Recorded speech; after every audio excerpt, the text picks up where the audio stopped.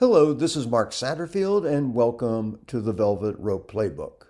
Tonight's chapter, Velvet Envelopes, How Direct Mail Still Wins with the Wealthy. There's a man in Manhattan who gets 1,300 emails a day. Most he never sees. But once a week, something lands in his actual mailbox that gets his full attention. A heavy envelope, thick, linen stock. His name, not dear valued customer, not resident, just him, black ink, handwritten, elegant. Inside, a personal invitation to a private whiskey tasting hosted by a family office he'd never heard of, but now won't forget. That envelope didn't get filtered. That envelope got opened. And 2 weeks later, that man wired $6 million into a new fund. This is the quiet power of direct mail done right. And if you're in the business of attracting high net worth clients, you need to stop treating mail like a relic and start seeing it for what it truly is. A luxury channel in a world drowning in noise. Want to stand out to the wealthy? Don't show up in their inbox with the masses. Show up in their hand with weight, texture, precision, and poise. Now, if that kind of strategy speaks to you and intrigues you, then head to getwealthyclients.com. That's where you'll find the tools, my books, and training that show you how to position yourself like a premium brand and attract the clients other people only dream about. That's getwealthyclients.com. Now, let's open this envelope. Lesson number 1. The medium is the message. When you send an email, it says, "I want your attention." When you send a piece of physical mail, it says, "You are worth the postage, the printing, the effort." That's why it works. High net worth individuals are deluged with digital, but physical mail, done right, signals that you think differently. There's a woman named Simone Arquette who runs a luxury relocation advisory firm. She doesn't do mass emails. Instead, her assistant sends out 50 handwritten cards a month to high-end brokers and private client attorneys. Each card is simple, a single sentence, no pitch. "I heard about your incredible work with the Dawson deal. Would love to connect sometime over lunch. My treat, Simone." She has a 38% response rate from the 1%. Because in a world of lazy marketing, effort stands out. Lesson number 2. Texture signals trust. You don't use cheap paper to send out a wedding invitation. So why use it when inviting someone into a business relationship? High net worth clients are sensory. They're trained by luxury. The envelope should feel substantial.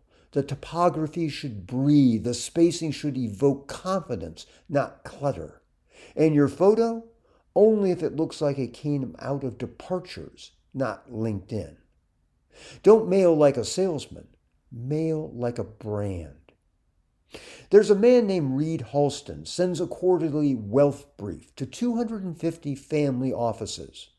Not a newsletter.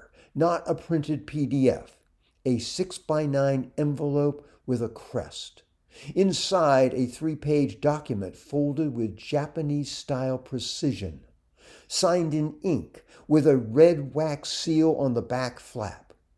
The content?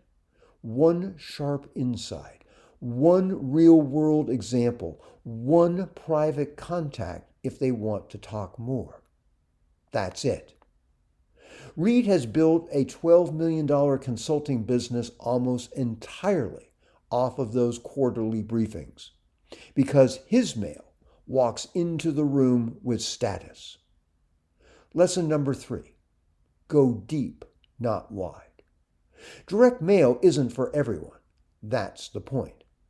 If you're trying to hit 10,000 names, you're not thinking wealthy. The wealthy aren't waiting for your ad. They're watching for signals. And personalized, well-executed mail is one of the few status signals left in marketing. There's a consultant named Elias Beaumont who serves private aviation families. He sends one box per month. That's it. A single, high-gloss, hardbound booklet featuring a client case study with a note tucked inside that says, "This family let us help them rethink legacy. If you ever want to do the same, I'd be honored." No rush, no pitch, just a conversation. No brand name on the box, no hard close. And he's booked out 6 months in advance. Because Elias doesn't advertise, he curates intrigue. Which brings me to lesson number 4. Show up before the ask. Here's where most people fail. They send a mailer and wonder why it didn't convert. But trust takes consistency, especially with the wealthy. You're not trying to hit a home run on your first swing. You're building familiarity, context, pattern recognition. You're becoming the person who shows up in their world quietly, confidently, without pressure. A private wellness advisor named Noel Paxton sends a trifold card every 60 days to 75 names. One quote, one story, one invitation to reach out. No pitch, no scarcity countdowns, just presence. After 9 months of no response, she got a call. A woman had been saving her cards in a drawer.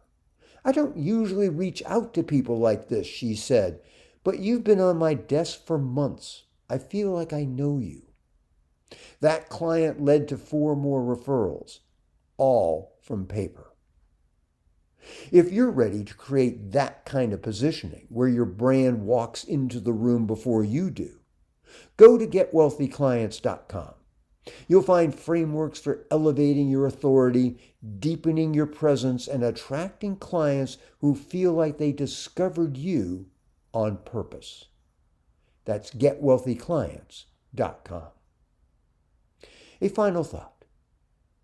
The envelope is the new stage. In 2025, most people are so busy chasing clicks and hashtags, they forget one thing. The most important clients don't live online. They read their mail. They notice details. They admire effort. They're trained to respond not to urgency, but to intention. And that's what direct mail delivers when it's done right. So use better paper. Write fewer words. Send fewer pieces, but make each one matter. Because in a noisy world, the velvet envelope still whispers the loudest. This is Mark Satterfield. Thanks for listening to this chapter of the Velvet Rope Playbook. I'll see you next time. Bye for now.